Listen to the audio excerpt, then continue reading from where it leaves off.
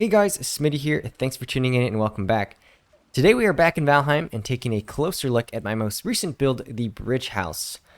We've taken a quick tour and I'll be giving my thoughts behind different aspects of this project, but if you'd like to see the build process and haven't already, make sure you check out my previous video where I show this build from start to finish.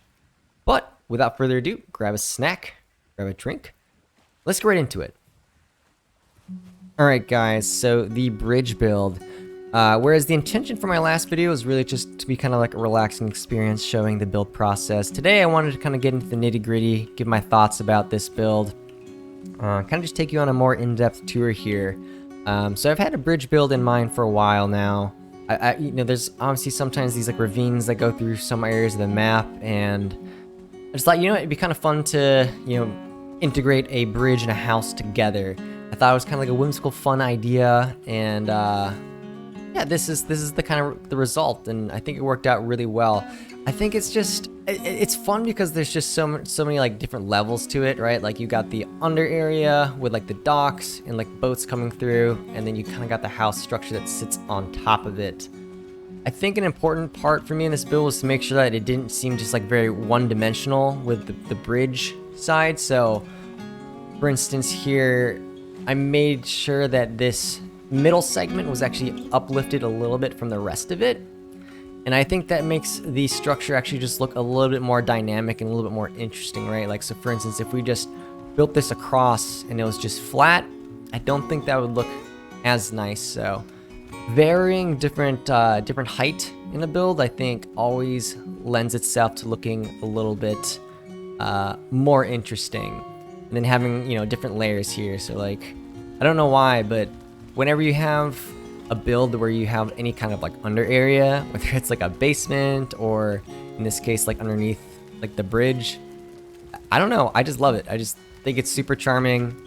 Yeah, it's just kind of cozy.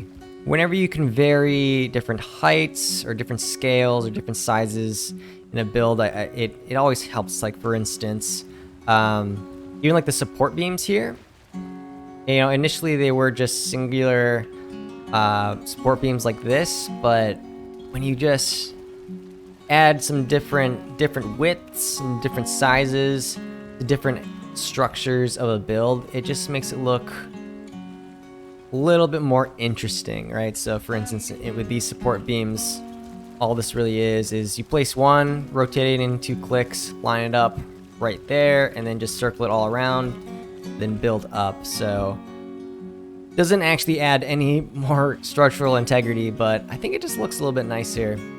Definitely wanted to exaggerate the kind of trim and the points here on the roof. I think it just makes it look kind of cool, kind of dramatic, maybe a little bit more like high fantasy or something like that. So I thought that was nice.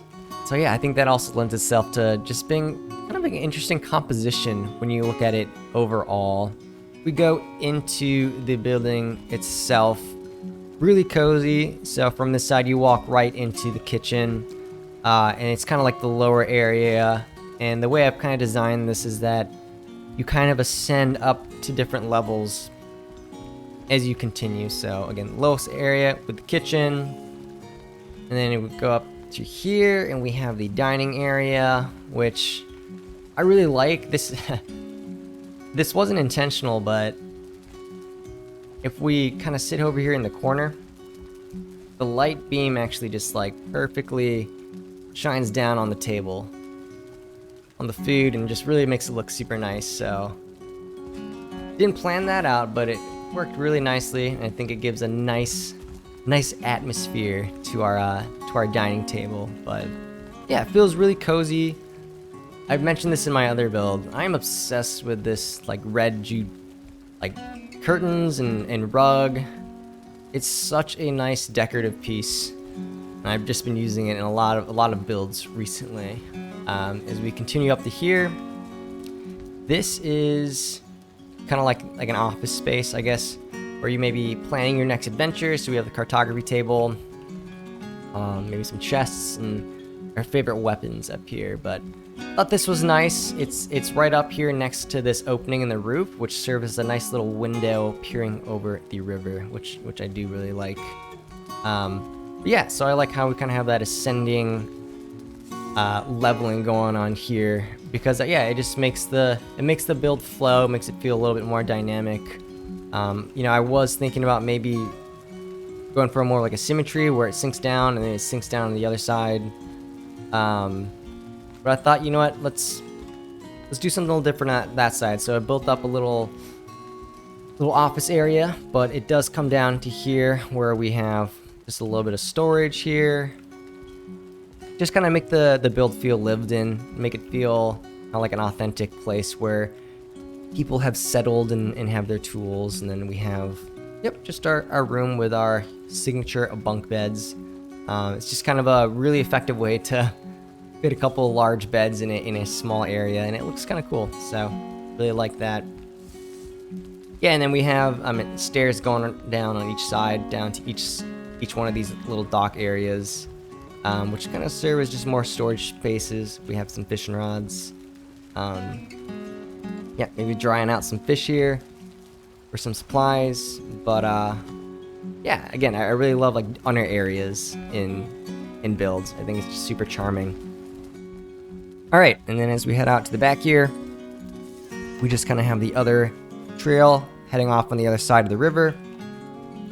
But this was a subtle detail that I actually really liked. So as I started mining out this path, this stone actually started to stick out. Now I didn't want to mine away the stone because it gets kind of cracked and looks kind of weird, and it would kind of break the realism, I guess, in the build, right? When it looks really jagged and kind of pixelated like that. So I said, you know what?